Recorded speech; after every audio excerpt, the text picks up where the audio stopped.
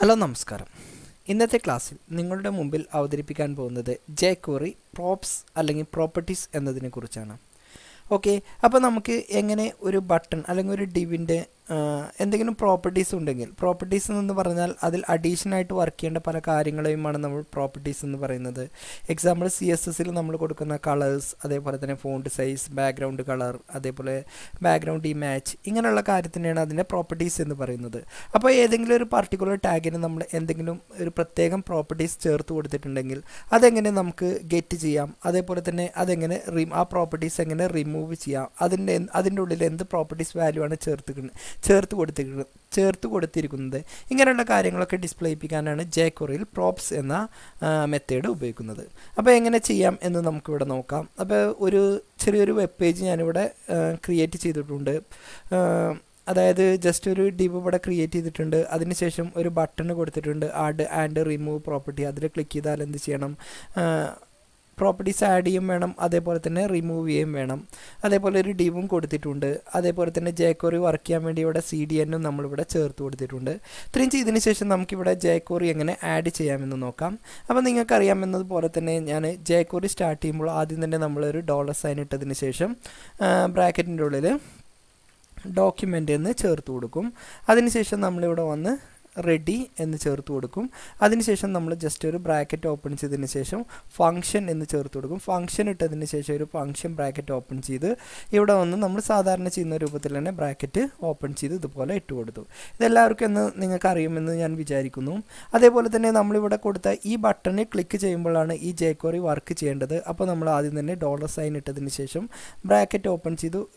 Double കൊട്ടേഷൻ്റെ ഉള്ളിൽ ഈ ബട്ടൻ്റെ element ഏതാണോ അത് നമ്മൾ ചേർത്ത് കൊടുത്തു. അതിന് പ്രത്യേകിച്ച് ക്ലാസ്സോ ഐഡിയോ നമ്മൾ ചേർത്ത് കൊടുക്കാത്തത് കൊണ്ട് അതിൻ്റെ എലമെൻ്റ് നെയിമാണ് നമ്മളിവിടെ നേരിട്ട് കൊടുക്കുന്നത്. ബട്ടൺ എന്ന് ചേർത്ത് കൊടുത്തു. അതിനുശേഷം നമ്മളിവിടെ വന്ന് ജസ്റ്റ് ക്ലിക്ക്, ആ ബട്ടണിന് ക്ലിക്ക് ചെയ്യുമ്പോൾ എന്ത് സംഭവിക്കണം എന്നുള്ളതാണ് ഇവിടെ ചേർത്ത് കൊടുക്കുന്നത്. അപ്പോൾ ജസ്റ്റ് ക്ലിക്ക് എന്ന് ചേർത്ത് കൊടുത്തു. അതിനുശേഷം വീണ്ടും നമ്മളിവിടെ വന്ന് ബ്രാക്കറ്റ് ഓപ്പൺ ചെയ്തു. എന്നിട്ട് ഇവിടെ വന്ന് ഫംഗ്ഷൻ എന്ന് ചേർത്ത് കൊടുത്തു. വീണ്ടും ബ്രാക്കറ്റ് ഓപ്പൺ ചെയ്തു.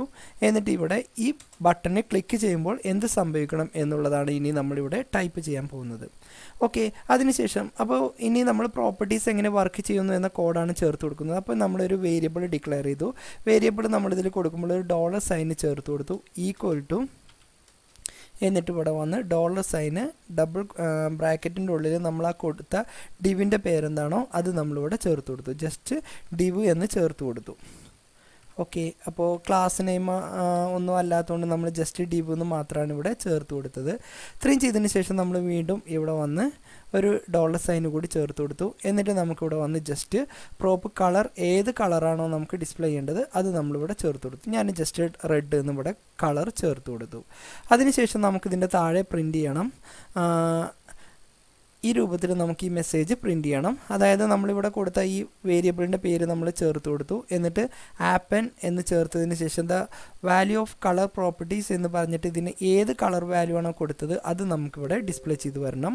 അതേ രൂപത്തിൽ തന്നെ ഇതിൻ്റെ താഴെ എന്ത് ചെയ്യണം, അടുത്തതായി നമുക്കിതിൻ്റെ പ്രോപ്പർട്ടീസ്, ഈ കളർ ഏതാണോ ഇതിന് നമ്മൾ ചേർത്ത് കൊടുത്തത് ആ കളർ നമ്മൾ ഇവിടുന്ന് റിമൂവ് ചെയ്യാൻ വേണ്ടി നമ്മൾ ആ കളറിൻ്റെ പേര് ചേർത്ത് കൊടുത്തതിന് ശേഷം റിമൂവ് പ്രോപ്പർട്ടി എന്ന് നമ്മളിവിടെ ചേർത്ത് കൊടുത്തു.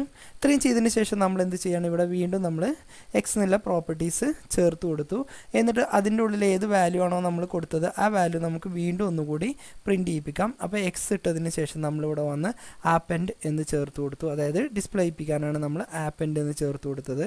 എന്നിട്ട് ബ്രാക്കറ്റിൻ്റെ ഉള്ളിൽ വീണ്ടും നമ്മൾ എന്ത് ചെയ്യാണ്, നേരത്തെ നമ്മൾ കൊടുത്ത പോലെ തന്നെ ഇവിടെ ആ മെസ്സേജ് ഏതാണോ നമുക്ക് വേണ്ടത് അത് നമ്മൾ വീണ്ടും ഇവിടെ ചേർത്ത് കൊടുക്കുകയാണ്. ഈ രൂപത്തിൽ നമ്മൾ ചേർത്ത് കൊടുത്തു.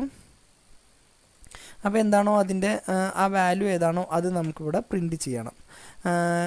ഓക്കെ, അപ്പോൾ നമുക്ക് ഇത്രയും കോഡ് ടൈപ്പ് ചെയ്തതിന് ശേഷം നമുക്കിതൊന്ന് റൺ ചെയ്യിപ്പിക്കാം. അപ്പോൾ നിങ്ങൾ ആദ്യം തന്നെ ഇവിടെ ശ്രദ്ധിക്കേണ്ടത് ഈ എക്സ് എന്നുള്ളതിലേക്ക് എന്ത് ചെയ്യാണ്, ഇതിൻ്റെ ഈ റെഡ് എന്നുള്ള കളർ പ്രോപ്പർട്ടീസ് നമുക്കിവിടെ കിട്ടും, അതിവിടെ പ്രിൻ്റ് ചെയ്യും. അതിനുശേഷം ഇതിന് നമ്മൾ എന്ത് പ്രോപ്പർട്ടീസാണോ ചേർത്ത് കൊടുത്തിരുന്നത് അത് നമ്മളിവിടുന്ന് റിമൂവ് ചെയ്യാൻ വേണ്ടിയിട്ടാണ് നമ്മൾ റിമൂവ് പ്രോപ്പർട്ടീസ് എന്നും ചേർത്ത് കൊടുത്തിട്ടുള്ളത്. ഇത്രയും ചെയ്തതിന് ശേഷം ആ വാല്യൂ നമ്മളിവിടെ വന്ന് പ്രിൻ്റ് ചെയ്യിപ്പിക്കും ചെയ്യാണ്. ഓക്കെ, ഇനി ഈ പ്രോഗ്രാം നമുക്ക് റൺ ചെയ്യിപ്പിക്കാം. അപ്പോൾ ഞാൻ ലൈവ് സർവർ വെച്ചിട്ടാണ് റൺ ചെയ്യുന്നത്. അപ്പോൾ ഞാൻ ഗോ ലൈവിൽ ക്ലിക്ക് ചെയ്തു. അപ്പോൾ ഈ പ്രോഗ്രാം ഇപ്പോൾ റൺ ചെയ്തുകൊണ്ടിരിക്കുന്നുണ്ട്. ഓക്കെ, നമുക്ക് ജസ്റ്റ് എന്ത് ചെയ്യാം, ഈ ബട്ടണിൽ നമുക്കൊന്ന് ക്ലിക്ക് ചെയ്യാം. അപ്പോൾ നമ്മൾ ഇതിൽ ക്ലിക്ക് ചെയ്യുമ്പോൾ നമുക്കിവിടെ വന്ന് ഡിസ്പ്ലേ ചെയ്യുന്നുണ്ട് the value of colour property എന്ന് പറഞ്ഞ് റെഡ്.